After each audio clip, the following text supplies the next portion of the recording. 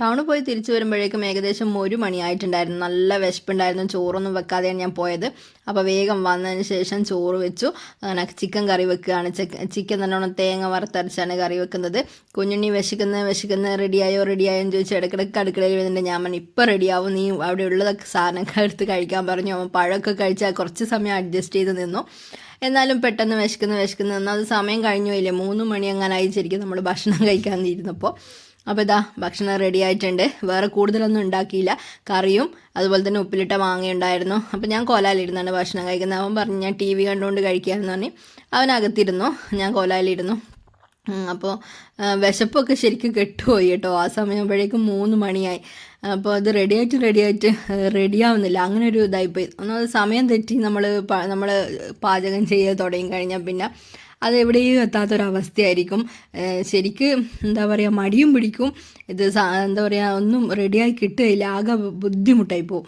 അപ്പോൾ അങ്ങനെ അതൊക്കെ കഴിച്ചു കഴിഞ്ഞതിന് ശേഷം പിന്നെ കണ്ടത് കുഞ്ഞുണ്ണി എന്തൊക്കെയോ എഴുതുകയാണ്. കുഞ്ഞുണ്ണി വിവരണം എഴുതുകയാണെന്നാണ് എന്നോട് പറഞ്ഞത്. കഴിഞ്ഞ ദിവസം അവൻ അച്ഛൻ്റെ കൂടെ കോഴിക്കോട് പോയതൊക്കെ എഴുതുകയാണെന്ന് പറഞ്ഞു. അപ്പോൾ ഞാൻ പറഞ്ഞു നല്ല കുട്ടി, അത് എഴുതിക്കോന്ന് പറഞ്ഞു. അപ്പോൾ മുറ്റത്ത് നിറയെ മുല്ലപ്പൂ വീണ് കിടക്കുന്നുണ്ടായിരുന്നു.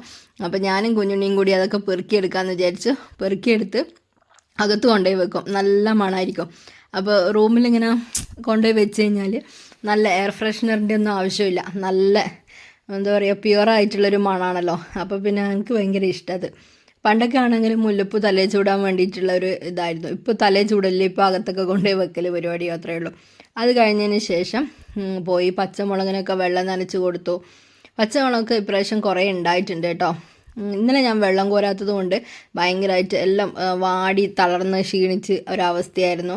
അപ്പോൾ ഇന്നലെ മഴ പെയ്യുമെന്ന് വിചാരിച്ചിട്ട് വെള്ളം കോരിയില്ല. അവസാനം മഴയും പെയ്തില്ല, ചെടികളൊക്കെ വാടിപ്പോയി. അപ്പോൾ അങ്ങനെ എല്ലാം ഗ്രോ ബാഗിലുണ്ട് കേട്ടോ.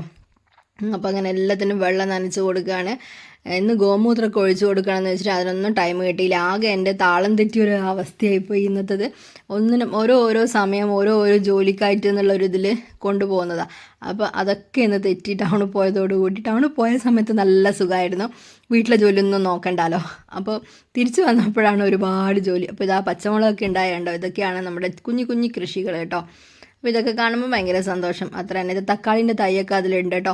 അപ്പോൾ ഇത് കേടായ തക്കാളി വിത്തൊക്കെ കൊണ്ടുപോയിട്ട് ഞാൻ കൊണ്ടുപോയിട്ടതാണ് കേട്ടോ. അപ്പോൾ ഇതിനകത്ത് വീട് ഇത്രയുള്ളത്.